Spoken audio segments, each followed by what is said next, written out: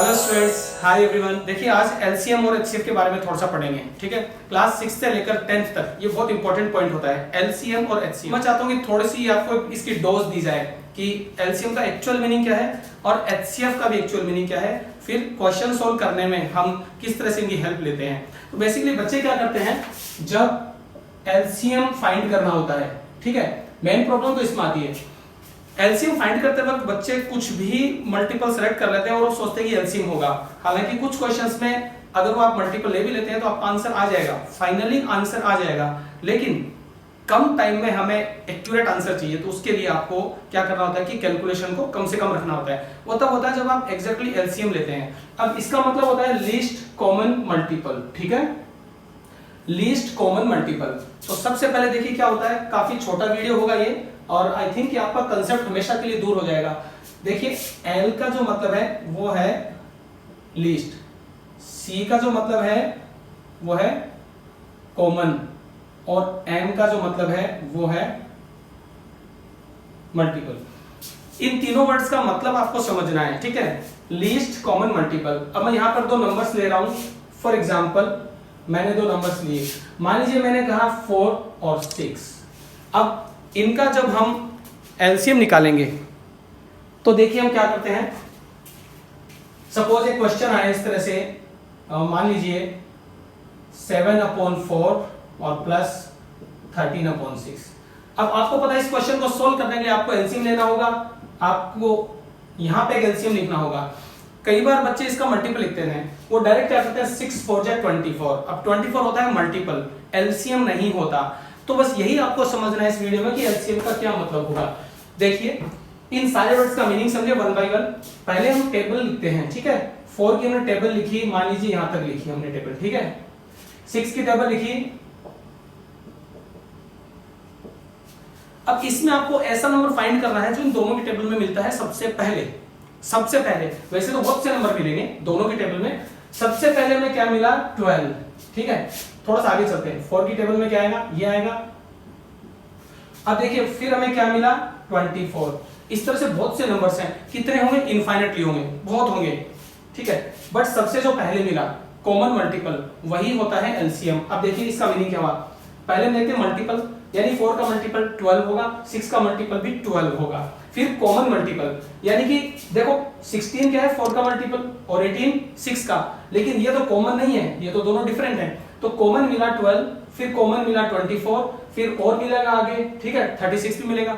लेकिन लीस्ट चाहिए हमें, इस वर्ड पे ध्यान दो आप, ये वाला जो वर्ड है ना लीस्ट कॉमन मल्टीपल। तो इन सारे मल्टीपल्स में से जो लीस्ट होता है वही एलसीएम होता है। ध्यान से सुना, एलसीएम का मतलब होता है लीस्ट कॉमन मल्टीपल, ना कि ओनली मल्टीपल। इस तरह से जब हम इस क्वेश्चन को सोल्व करेंगे, मान लीजिए हम कोई वैल्यू लेते हैं 1/6 और प्लस 13/4। तो बहुत बार होता है स्टूडेंट्स 24 लिख के स्टार्ट करते हैं। बाय द वे आपका आंसर आ जाएगा, ठीक है, 24 से भी आएगा फाइनल आंसर। बट हम कैलकुलेशन को ज्यादा क्यों करें, मतलब इतनी ज्यादा हम कैलकुलेशन करने लग जाए कि हमारा टाइम भी वेस्ट हो जाए उसमें। तो हम सिंपली क्या लिखते हैं, हर बार आपको टेबल नहीं लिखना पड़ेगा, राइट। अब आप मेंटली इसको कैसे करेंगे, तो बहुत ध्यान से सुनिए। अब इस मेथड को भूल जाइए एक बार। अब आप देखिए इन दोनों में से जो बिगर नंबर है उस नंबर की टेबल को कंसीडर करना है। बिगर नंबर कौन सा है 6। अब 6 की टेबल देखिए, आप 6 1 जा 6 हुआ, इसकी टेबल में नहीं आता। आगे चलिए 6 2 जा 12 हुआ, 12 इसकी टेबल में मिलता है हमें। तो क्या होगा, हमारा एलसीएम 12 हो जाएगा। बहुत सिंपल सा कंसेप्ट है, एलसीएम इसी तरह से फाइंड किया जाता है।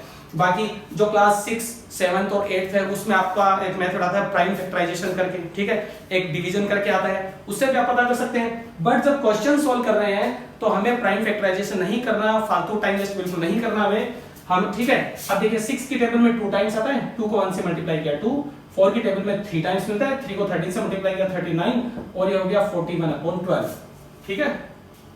तो ये इस तरह से होता है, चेक कर लेते हैं हम।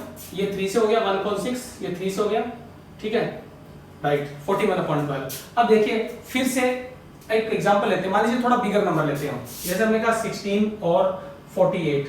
इनमें से बिगर नंबर कौन सा है 48। इसकी टेबल आप स्टार्ट करें, ठीक है। 48 1 जा 48, 48 इसकी टेबल में आता ना, 16 3 जा 48।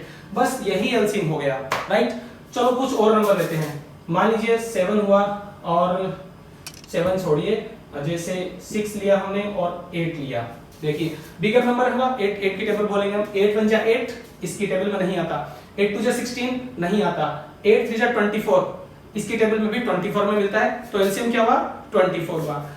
ये एलसीएम इनका 24 हुआ इन दोनों का।